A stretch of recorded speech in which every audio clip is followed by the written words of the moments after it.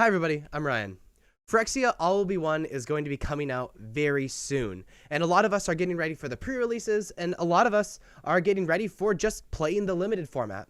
So what I wanted to do is go through each one of the two color combinations, this two-color limited format, and talk about the primary strategy of each one of these color combinations, and talk about the signpost uncommon.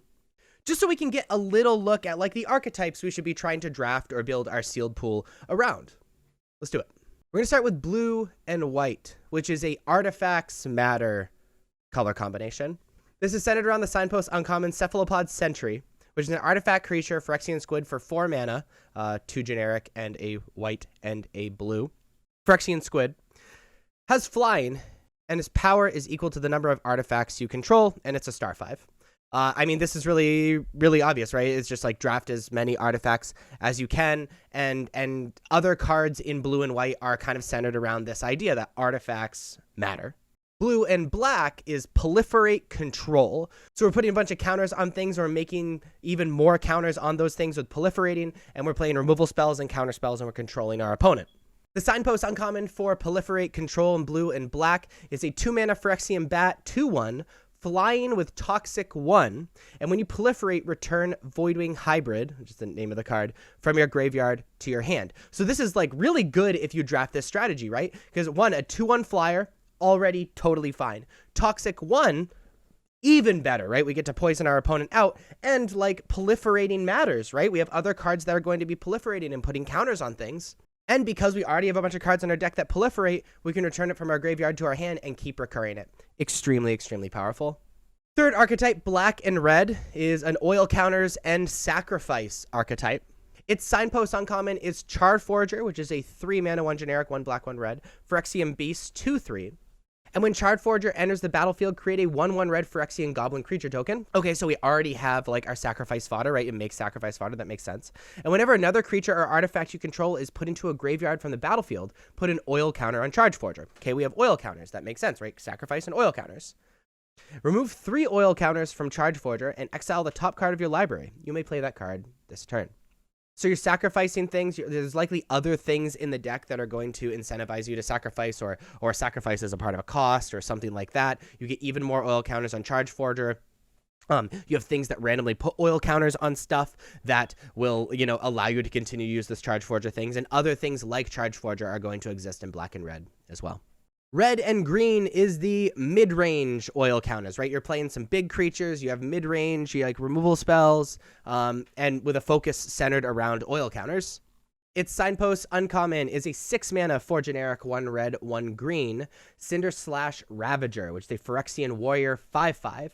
The spell costs 1 less to cast for each permanent you control with oil counters on it. So, like, obviously oil counters, right? We get to play a 5/5 earlier than we would otherwise. Has vigilance, and when Cinder/Ravager enters the battlefield, it deals 1 damage to each creature your opponent controls. So sick mid-range stuff, right? An aggro deterrent, if they have a bunch of X1s and whatnot.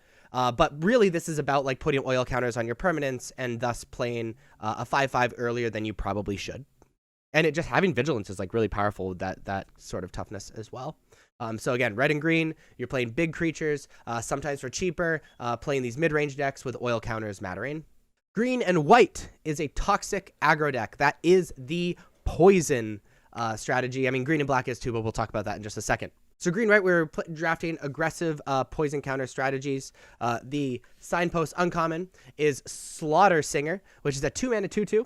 Phyrexian Cleric has Toxic 2, which is so good on a 2-drop. And whenever another creature you control with toxic attacks, it gets +1/+1 until end of turn. So you draft a bunch of toxic creatures in green and white and kill your opponent, right? So it's kind of interesting because this is the green-white strategy in most formats anyway. Sometimes green-white strategy is go wide, but really like you're killing your opponent faster than you probably should because of all of this toxic stuff going on.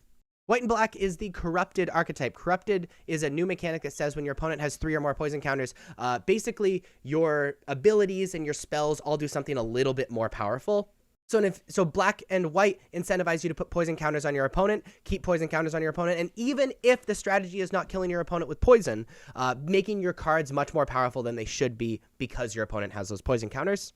Now, the signpost uncommon is Vivisection Evangelist, which is a 5 mana, 3 generic, a white, and a black. Phyrexian Cleric has Vigilance and is a 4/4, and has Corrupted. When Vivisection Evangelist enters the battlefield, if an opponent has 3 or more poison counters, they destroy target creature or planeswalker and opponent controls. So it's a 4/4 for 5. That is also premium removal if your opponent has 3 poison counters. It's extremely, extremely powerful. Other cards in black and white are going to be something like this that gets much, much, much more powerful when they have 3 or more poison counters. The blue-red deck is like spells matter, instants and sorceries, non-creature spells matter, and the oil counters strategy. Seems like most of the red archetypes are like oil counters type situations. And this is like, you know, the blue and red is like normally the spells archetype anyway, but having that oil counters thing as like an extra thing is really cool. So its signpost uncommon is Serum Core Chimera, which is a 4 mana, 2/4 flyer, 2 generic, 1 blue, 1 red. And whenever you cast a non-creature spell, put an oil counter on Serum Core Chimera, right? That makes sense. So it gets oil counters. There's going to be other things in the deck that put oil counters on it as well. And remove 3 oil counters from Serum Core Chimera, draw a card. Then you may discard a non-land card. When you discard a card this way, Serum Core Chimera does 3 damage to target creature or planeswalker, activate only as a sorcery. So 2/4 flyer for 4, it's fine. Oil counters on it, and then when you remove oil counters, not only is it premium removal, but also you draw a card. That is nasty, and I'm excited to draft a deck like this. I've always never really enjoyed drafting the spells deck in like most limited formats. I really enjoy just like applying creatures to the board and having those creatures do things. But this is insane. Also really like the idea of like oil counters and like, you know, other things going on in the game than the board, especially in limited. You can figure out who's winning and who has the advantage. The black and green archetype is the poison archetype, right? We're trying to kill our opponent with poison counters, similar to green and white, except it's less aggro. But black and green is a little less aggro, a little more mid-range, but is still focused on those killing your opponent with those poison counters. Its signpost uncommon is Necrogen Rot Priest, which is a 4 mana 1/5, 2 generic, 1 black, 1 green. Phyrexian Zombie Cleric has Toxic 2, and whenever a creature you control with Toxic deals combat damage to a player, that player gains an additional poison counter. So basically makes everything like an additional Toxic. Right, so it gives Toxic 1 to everything with Toxic already. And you can pay 3 mana, 1 generic, 1 black, 1 green, where a target creature you control with Toxic gains Death Touch until end of turn. So really just like playing creatures, you know, that already have Toxic, like your opponent's really afraid to take damage from them because they're going to die from poison counters, and then you make things really, really difficult to block with this uncommon. It's like super powerful, and you're killing your opponent with those poison counters.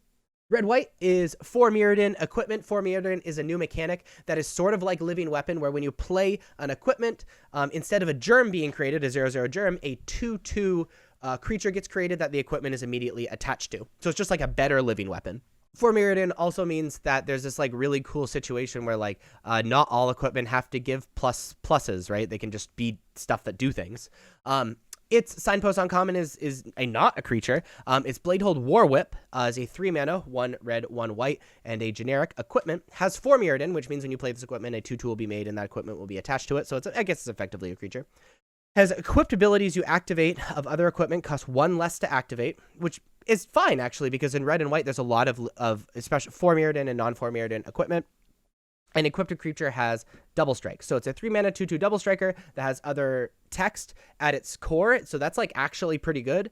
And it has equipped for 5 total mana. So you can use it on bigger creatures later on. So this is obviously red and white are always the aggro archetype, but it has this like, just like all these other things in Phyrexia All Be One, has this like little extra spin on it. And this thing is that it's an equipment focused archetype. And the last 2 color combination is green and blue, which is a proliferate poison strategy where you're putting poison counters on your opponent and you're proliferating a little less control than black and blue, but it's still focused on those poison counters and proliferating. Its signpost uncommon is a 3 mana 2/3 called Tainted Observer. It's a Phyrexian bird with flying. 1 generic, 1 green, 1 blue. Has Toxic 1, so that makes sense. You're putting poison counters on your opponent.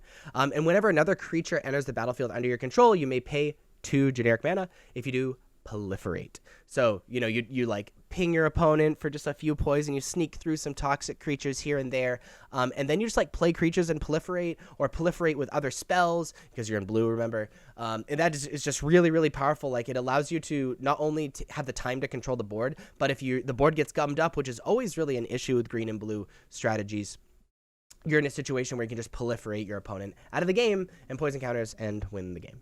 So there you have the archetypes in Phyrexia All Will Be One Limited. If you like this video, if you want me to do this for every limited video, I'd just let me know. Leave a comment and such. Like and subscribe. I don't know why I'm being awkward in this outro. Links are above me in the description if you want to see me on social media or anything like that. See you next time. Bye.